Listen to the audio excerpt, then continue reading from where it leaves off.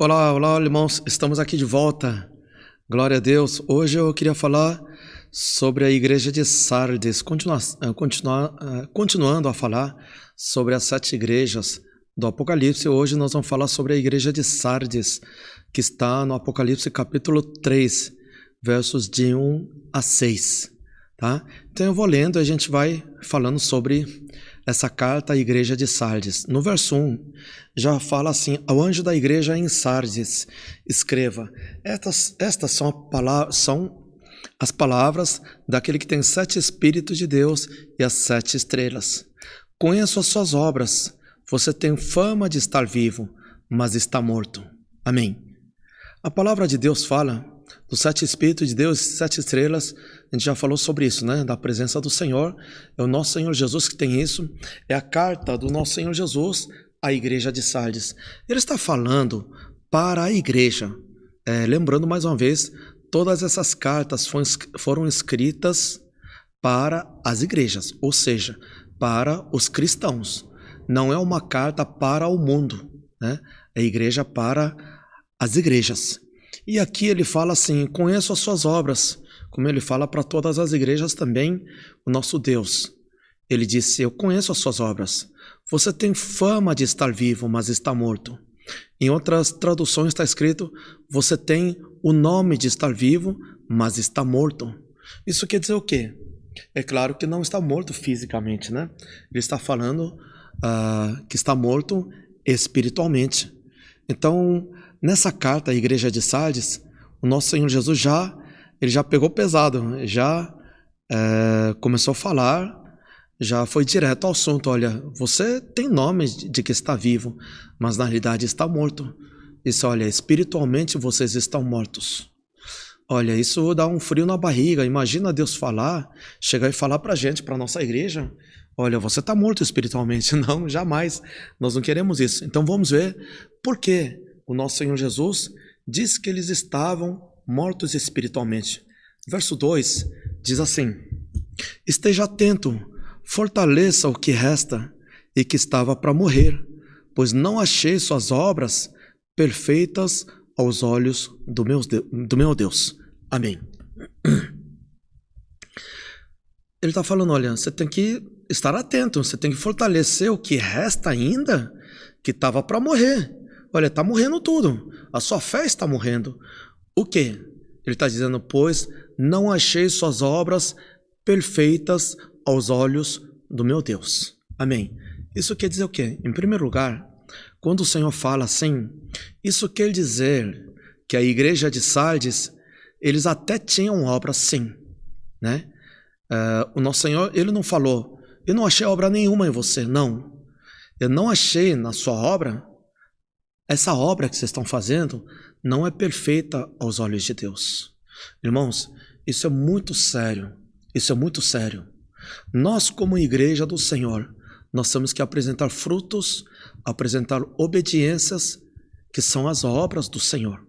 Porque muitas obras, muitos mandamentos, ele fala de forma imperativa, como mandamento. Existem algumas solicitações também, mas ele dá como mandamento. E nós, como filhos de Deus, se é mandamento, irmãos, não temos escolha, nós temos que obedecer. Deus não está solicitando, sugerindo, ou não está colocando como uma das opções. Por exemplo, ide pregar o evangelho e façam discípulos. Isso é mandamento. Qual é um dos principais mandamentos? Que, claro, hoje nós não estamos vivendo o tempo de 10 mandamentos do Antigo Testamento, né? Sim, o Senhor veio completar isso através do Espírito Santo de Deus. Ele já venceu lá na cruz, o reino de Deus já veio, o Espírito Santo veio, e agora nós estamos vivendo esse fim dos tempos. E nesse fim dos tempos, qual é o mandamento que ele nos dá? Ide pregar o evangelho a toda criatura. No livro de Mateus 28, 18, 19 em diante, ele fala: ide por todos e pregar o evangelho a toda criatura, ensinando, batizando, fazendo discípulos. Então nós temos que batizar as pessoas que nós evangelizarmos, nós temos que batizar nas águas, em nome do Pai, do Filho e do Espírito Santo. Então, batismo é um dos mandamentos. Inclusive, nós não estamos agora no tempo do Velho Testamento que tem que seguir aquelas festas religiosas, rituais, datas religiosas, datas comemorativas. Isso já virou passado, o Senhor já revogou lá na cruz, né? Inclusive dos eventos que nós devemos fazer na igreja, claro, na igreja nós temos que cultuar, ensinar a fazer discípulos aqui na igreja. Agora, dos eventos que são sinais que nós temos que realizar, a igreja, que tem o mandamento do Senhor, é realizar ceias, Santa Ceia e batismo nas águas. Então nós temos que batizar nas águas e ensinar a fazer discípulos. Amém? E no Marcos, Evangelho de Marcos 16, 15 em diante, ele fala: ide pregai o Evangelho a toda criatura, aquele que crer, for batizado, será salvo, e aquele que não crer, serão condenados. E esses sinais acompanharão os que crerem. Em meu nome expulsarão demônios, falarão novas línguas, e imporão as mãos sobre doentes, e esses serão curados. Então, o mandamento do Senhor, do ide, desse fim dos tempos, é ide, pregai o Evangelho a toda criatura, batizando, ensinando, fazendo discípulos, expulsando demônios, falando novas línguas e impondo as mãos sobre doentes para serem curados. Basicamente, resumindo, esse é o mandamento que o Senhor nos deu, que nós devemos realizar através do poder do Espírito Santo, porque o reino de Deus já veio sobre nossas vidas. Os irmãos percebem uma pequena diferença? Antigamente, que o nosso espírito estava morto, não estava vivificado ainda, antes da cruz, eram 10 mandamentos. Faça isso, não faça aquilo, porque a gente era limitado. O nosso espírito estava morto. O espírito ainda não tinha sido dado a nós. Então o ser humano, o homem, estava condenado à morte, estava escravizado pelo pecado e só era salvo pelo arrependimento do Antigo Testamento. Mas hoje, o Senhor completou essa obra de salvação. Não só completou a obra de salvação, tudo que é da sombra do Antigo Testamento Ele cancelou. Ele nos deu o poder e a autoridade do reino de Deus e nos batizou com o Espírito Santo. Ele nos deu o Espírito Santo para viver essa mensagem da cruz. A gente já falou sobre isso, né? A mensagem da cruz é viver no poder do Espírito Santo. E é justamente porque hoje nós temos essa retaguarda, a direção do Espírito Santo sobre nossas vidas e teus anjos. Hoje, além de ir pregar o Evangelho e ensinar, fazer discípulos, batizar nas águas, nós podemos agora sim expulsar os demônios, falar novas línguas através do batismo do Espírito Santo e impor as mãos sobre doentes e ser curados. Deus nos deu esse ministério, Ele nos confiou esse ministério a partir daí, né? Isso é mandamento do Senhor, que antes a gente não conseguia, porque a gente estava escravizado pelo pecado. Jesus já venceu na morte. Não só isso, nos deu esse poder do reino de Deus. Através do Pentecoste veio o reino de Deus sobre nossas vidas. Aí sim ele fala não só ide pregar o Evangelho a toda criatura, mas ensinando, fazendo discípulos, batizando, expulsando os demônios, que antes não podia expulsar demônio. Hoje sim, nós podemos expulsar demônios, falando novas línguas e curando os doentes. Esses são basicamente os mandamentos do Senhor. Então hoje, qual é a obra que Deus quer de nós? Qual é a obra que Deus quer de uma igreja que leva o nome de Jesus? É que apresente seus frutos fazendo a obra. Em primeiro lugar, nós temos que obedecer os mandamentos do ide do Senhor, que é o mandamento do Senhor. A igreja tem que cumprir o mandamento. A igreja é o que quer? É onde nós reunimos, nós os filhos de Deus que fomos salvos, fomos evangelizados, nós cremos em Cristo Jesus, nós nos reunimos como corpo de Cristo, onde a força das trevas não prevalecerão contra a igreja. E na igreja a gente faz o quê? Sim, nós adoramos ao Senhor. Primeiro, o maior mandamento, amai-vos uns aos outros como eu vos amei, sim. Mas a gente vai ficar só amando, só louvando, adorando? Não, nós temos que obedecer os mandamentos do Senhor. Por isso a igreja tem que ensinar, tem que fazer discípulos, né? Tem que batizar nas águas, ensinar o quê? A obedecer os mandamentos do Senhor. Você não vai saber expulsar demônio logo de cara. Por isso que a igreja tem que ensinar. tem que receber o poder do Espírito Santo, tem que estar em oração, na palavra, tem que conhecer a palavra, a igreja tem que ensinar a palavra de Deus, sim. Oséias 4,6 fala: o meu povo é destruído por falta de conhecimento. O povo de Deus pode ser destruído? Claro que sim, a palavra de Deus está dizendo: o povo foi destruído por falta de conhecimento. Isso quer dizer que o povo de Deus só é destruído por falta de conhecimento. Então nós não podemos cometer esse erro de falta de conhecimento. É a mesma coisa, você está dirigindo, passando o farol vermelho, eu não sabia. Não funciona, é lei, você tem que saber. Não pode dar essa desculpa de que não sabia. Não pode, isso é lei. Todos têm que conhecer a lei. Você não vai chegar em juízo ou na delegacia e dizer: olha, não sabia que não podia roubar, não sabia que não podia passar no sinal vermelho. Não, você não pode falar isso. Todo cidadão tem um dever de conhecer as leis. Todos os filhos de Deus têm um dever de conhecer as leis de Deus. Porque o povo de Deus, ele só é destruído por falta de conhecimento. Então, voltando tudo isso, o que é isso? A igreja tem que fazer a obra que agrada ao Senhor. Então, mais uma vez, qual é a obra que Deus agrada? É o que Ele manda fazer, ir de pregar o evangelho a toda criatura, ensinando, fazendo discípulos, batizando, expulsando o demônio, falando novas línguas, curando os doentes. Inclusive, falei em curar os doentes, no livro de Ezequiel 34, depois os irmãos podem dar uma olhada depois lá, Ezequiel 34, o Senhor repreende os pastores. Eu sou pastor também. Deus repreende os pastores por quê? Porque eles não curaram os doentes. Imagina, naquela época que não tinha sido dado o poder do Espírito Santo, mesmo assim Deus repreendeu que um dos deveres do pastor é ministrar cura. E Deus repreendeu aquele que não estava ministrando cura. Olha só. E o mandamento que o Senhor nos dá, Marcos 16, 15 a 20, é expulsar demônios, falar novas línguas e impor as mãos sobre doentes, estes serão curados. Ou seja, a igreja pode fazer eventos, sim, mas todo evento tem que ser voltado para o evangelho, para ganhar almas. Você pode montar, sei lá, qualquer coisa, qualquer tipo de evento lá, mas o intuito é para ganhar almas. Não pode fazer evento e terminar com evento. Inclusive, teve uma cidade que eu estava passando de carro e eu vi, estava escrito igreja de evento, não sei, esqueci o nome, sei lá, estava o nome lá, vamos supor que seja Maranata, Igreja de Eventos Maranata. Irmãos, desculpa, eu achei absurdo isso.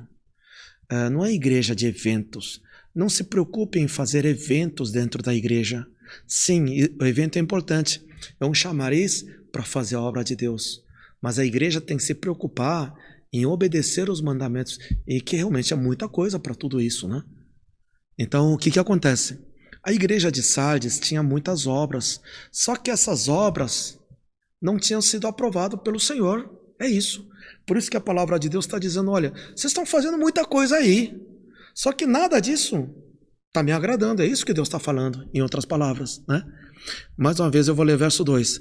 Esteja atento, fortaleça o que resta e que estava para morrer, pois não achei suas obras perfeitas aos olhos do meu Deus. Mais uma vez, ele está falando: olha, tudo que vocês estão fazendo, todo tipo de obra, evento que vocês estão fazendo, não está me agradando. Irmãos, nós temos que ver o que agrada ao Senhor. Claro, nós fazemos trabalhos, obras, eventos com crianças, com idosos, sim, tudo isso sim. Mas dentro da possibilidade, sim, vai fazer algo, tem que existir um propósito para isso, a motivação pelo qual você está fazendo aquilo, que é para ganhar almas, é para a edificação das igrejas. Nós temos que fazer algo para edificar a igreja, Para edificar a igreja e gerar frutos ao Senhor. E o propósito maior é ganhar vidas ao Senhor, é curar e libertar os que estão no cativo. Então, o Senhor repreendeu, dizendo que essa igreja de Sardes estava morta, porque as obras que eles faziam não eram aprovados pelo Senhor. Amém? E no 3 ele continua falando: lembre-se, portanto, do que você recebeu e ouviu. Olha, nós ensinamos a vocês a palavra de Deus. Então lembre-se o que você recebeu e ouviu no início.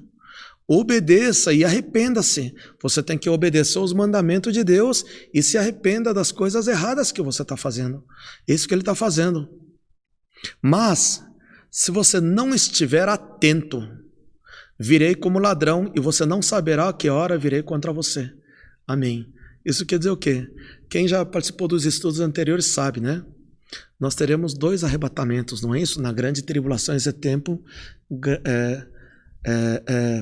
de grande tribulação, onde o anticristo, besta e falso profeta vão dominar. Nós teremos 2 arrebatamentos, amém? Lembra que eu falei o primeiro arrebatamento? Jesus vai vir como ladrão para pegar somente as primícias noivas com azeite, ele vai levar. E aqui vai acontecer grande terremoto, o sol vai ficar escuro, a lua vermelha, tudo isso. Mas não são todos que sobem. Inclusive eu gravei um outro estudo, os que foram deixados para trás, né? Porque inclusive o que a Bíblia fala, a grande maioria, infelizmente, a grande maioria dos cristãos vão ficar. Não vão subir no primeiro grande arrebatamento, não. No primeiro arrebatamento, vem como ladrão à noite. E somente as noivas vão subir. Somente no segundo arrebatamento, que é na 7ª trombeta, no último dia do grande tribulação, aí sim, na 7ª trombeta, muitos subirão aqui, sim. Aí a palavra de Deus fala que é um número tão grande de povos, línguas, nações, tribos, que não dá para contar. Então a maioria vai subir aqui. Então, irmãos, aqui a palavra de Deus está falando. A igreja, a fé estava morta. Isso quer dizer que eles perderam salvação? Não, não é isso, irmãos. Não, que salvação também não perde assim. Claro, pode perder salvação? Pode, é o que está falando aqui mais para frente. Eu já vou falar já. Mas aqui ele está dizendo, mas se você continuar, se não estiver atento, eu vou vir como ladrão e você nem vai perceber. Isso quer dizer o quê? Olha, vai passar esse primeiro evento do arrebatamento das noivas e você nem vai perceber que aconteceu. Vai vir como ladrão, você nem vai perceber. Como é que vem um ladrão de noite? Você nem percebe. É isso que ele está falando. Então, mantenha-se na santidade, mantenha suas vestes de noiva, para que você não seja surpreendido como ladrão. É isso que a palavra de Deus está falando, né? No 4. No entanto, você tem aí em Sardes uns poucos que não contaminaram as suas vestes. Eles andarão comigo, vestidos de branco, pois são dignos. O Senhor repreendeu a igreja de Sardes, mas ele disse, mas no entanto, tinha algumas poucas pessoas na igreja de Sardes, né? Que eles mantiveram a fé, sim. E ele fala, olha, você tem em Sardes uns poucos que ainda não contaminaram suas vestes. Isso quer dizer o quê?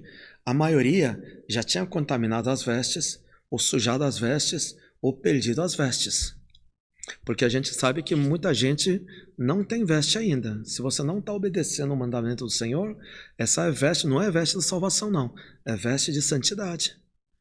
Mas não é só ter veste de santidade, você tem que mantê-la limpa. Como? Você tem que fazer a obra de Deus e obediência ao Senhor.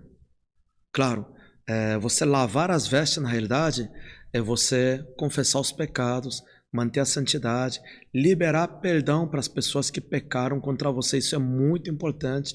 Você declarar, liberar perdão para as pessoas, isso é lavar as vestes. Então tem todo o processo de lavar as vestes. Isso é processo de santidade das pessoas que têm veste de noiva de Jesus. Porque nem todos são noiva de Jesus. Assim, não é noiva de Jesus, o que é?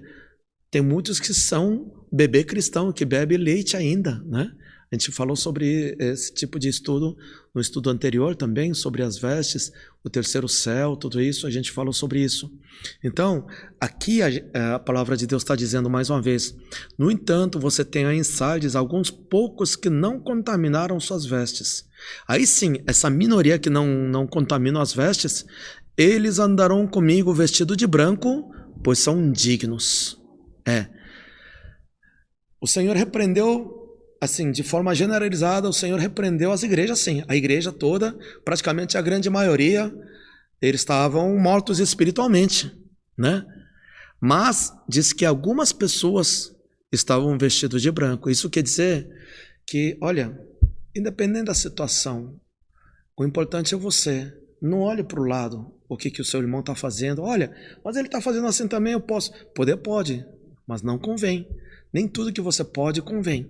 Então você tem que manter a sua santidade primeiro. Então algumas pessoas nessa igreja de Sardes, que estavam mortas espiritualmente, fazendo um monte de coisa, mas nada agradava a Deus, tinha algumas pessoas que realmente mantiveram as vestes. E a palavra de Deus fala que eles andaram comigo vestido de branco, pois são dignos. 5. O vencedor será igualmente vestido de branco. Amém. Sempre Deus falou para as 7 igrejas, lá no final, se você fizer tudo isso, você será vencedor. E o vencedor terá o galardão. O vencedor, ao vencedor, ele fala para todas as igrejas. Inclusive aqui na igreja de Sardes, que a maioria estava com vestes contaminadas, algumas pessoas não estavam com veste contaminada, e disse, o vencedor, aquele que obedecer, será igualmente vestido de branco. Olha que interessante, depois ele fala, jamais apagarei o seu nome do livro da vida. Algumas pessoas têm perguntado, inclusive tem teologias, algumas teologias, seminários que ensinam que quando você salva uma vez, sempre salvam. Irmãos, isso é balela, isso é mentira. Não é isso que a palavra de Deus está falando. Pode chegar a perder salvação? Sim, claro que sim. A palavra de Deus fala que a blasfêmia contra o Espírito Santo também não tem perdão, né? E aqui fala, se ele falar, jamais apagarei o seu nome do livro da vida, isso quer dizer que pode ser apagado, amém? Mas se você continuar na obediência, manter as vestes brancas, e se você continuar como vencedor, aí sim chegou uma hora que você entrou na santidade do Senhor como vencedor, mantendo as vestes brancas, chega uma hora que a partir daí jamais apagarei seu nome do livro da vida. Isso quer dizer, se não chegar a esse ponto de vencedor dentro de uma igreja, no mundo espiritual diante dos olhos de Deus, se você não está no rol dos vencedores, isso quer dizer que seu nome pode ser apagado também. É isso que a palavra de Deus está falando. Amém? Mas eu reconhecerei diante do meu Pai e dos seus anjos, e aquele que tem ouvidos, ouça o que o Espírito diz às igrejas. Amém. Ele está falando, olha, Deus está falando, e aquele que tem ouvidos, ouça o que o Espírito Santo diz às igrejas. Se você tem ouvido, você tem que ouvir, e você tem que obedecer. Senão, irmãos, muitos estão fazendo as obras do jeito que ele quer, da forma que ele quer, o que ele acha de bom. Não é o que você acha, não é o que você quer, é o que Deus quer na realidade, amém? É que muita gente, às vezes, aqui na igreja também, a gente conversa da palavra de Deus, e as pessoas falam, pastor, mas eu não concordo com isso, mas eu acho que não é assim não. Irmãos, inclusive, Deus não pergunta a sua opinião, Deus dá mandamento, sim. Você pode achar, pode pensar de como você quiser, nós estamos num país livre, né? É livre de pensamento, de fala, sim. A gente fala isso até brincando, mas não é o que você acha. E Deus não pergunta para você se você concorda ou não, você percebe isso? Deus fala dos mandamentos. É mandamento de Deus.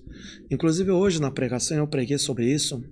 Hoje nós estamos vivendo esse tempo novo, o novo normal que as pessoas estão falando, não é isso? O novo normal. O que é o novo normal? Se tornou normal esse tempo de crise, de pandemia, de quarentena. Isso é normal, está dizendo, olha, é normal, você tem que se adequar. Por isso que, inclusive, foi resgatado na sociedade uma palavra que estava em desuso, né? Que é a palavra resiliência. Resiliência é o que é? Essa habilidade de você ter de se adaptar ao lugar, às situações. Você tem que saber se adaptar às situações. Na realidade, é uma flexibilidade que você tem de você saber driblar e saber vencer e viver as situações. Porque nós estamos nesse tempo de crise de pandemia, não adianta você ficar reclamando, e agora, e agora? Não, você tem que sair, achar uma saída e tem que viver. Isso é resiliência, você tem que aplicar resiliência na sua vida. Você tem que usar da sabedoria de Deus para aplicar resiliência.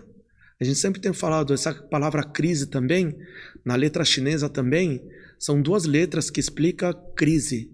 Uma é crise em si mesmo. E outra palavra que completa essa palavra crise significa oportunidade. Toda crise gera oportunidade. Então você tem que aplicar sua resiliência nessa crise, aplicar e achar oportunidade, esse nicho, e você praticar. Você tem que usar essa sabedoria que Deus te deu. Amém? Então nós temos que ter essa resiliência. Por outro lado, existe uma outra palavra também que vem junto, de tenacidade. O que é tenacidade? Eu lembro que a gente usava aquele cola tenaz na escola. Cola tenaz o que é? Vai colar e não vai desgrudar mais. Tenacidade é diferente de resiliência porque fala da rigidez. Não é flexibilidade, aqui é rigidez. É firmeza. Firmeza, rigidez, né? Então, na palavra de Deus, irmãos, dependendo da situação, nós temos que usar da sabedoria e tem que ter resiliência também. Tem que saber usar a nossa inteligência e sabedoria que Deus nos deu. Mas tem coisas, irmãos, que tem que ter tenacidade, tem que ter rigidez, firmeza e não tem acordo com o inimigo, não. A palavra de Deus é palavra de Deus. Por isso que muitas vezes Deus não pergunta sua opinião, você concorda? Porque muita gente fala, pastor, eu não concordo. É problema seu. Desculpa, mas não tem o que fazer. Eu não estou perguntando também se você concorda ou não. Mas na minha opinião, irmãos, eu não estou dando minha opinião, eu estou falando da palavra de Deus, eu estou expondo a palavra de Deus, né? Então não é você dar sua opinião, se você concorda. Muitas vezes nós temos que tomar cuidado com isso, viu? Aí é tenacidade da palavra, é rígido. Por isso que a palavra de Deus fala, olha, não deixa o inimigo atrapalhar você. E quando Moisés queria sair do faraó, lá do Egito, falou, não, nós vamos sair tudo. Inclusive até um casco de animal vai sair. Fala no Êxodo 10, 26. Depois eu vou falar sobre tudo isso. Eu vou fazer uns estudos assim, vários estudos sobre a libertação. Vou fazer um estudo completo sobre a libertação das coisas que o Senhor tem nos ensinado durante muitos anos, muita prática, muita palavra de Deus, revelações da palavra de Deus sobre a libertação. A gente vai falar tudo isso. Mas aqui, mais uma vez, tem coisa que tem que ser rígida, irmãos, para que nós sejamos vencedores. Nós temos que entrar num rol de vencedores e não fazer o que a maioria estava fazendo. Então nós temos que manter as nossas vestes limpas para que nós não sejamos surpreendidos, muito pelo contrário, nós queremos subir no primeiro arrebatamento como noiva de Jesus, amém? Essa a carta à igreja de Sardes é o que a gente viu aqui, e através dessa palavra que realmente nós tenhamos o ensinamento para a gente aprender e saber praticar as coisas certas e fazer a obra que agrada ao Senhor e manter as vestes limpas para que nós sejamos vencedores quando Jesus voltar. Amém? Glória a Deus. Eu espero que tenha ajudado alguma coisa na leitura que você está fazendo na sua casa através da carta à igreja de Sardes. Amém? Eu vou encerrando por aqui hoje. A gente se encontra no próximo encontro. Amém? Obrigado. Fique na paz do Senhor. Tchau.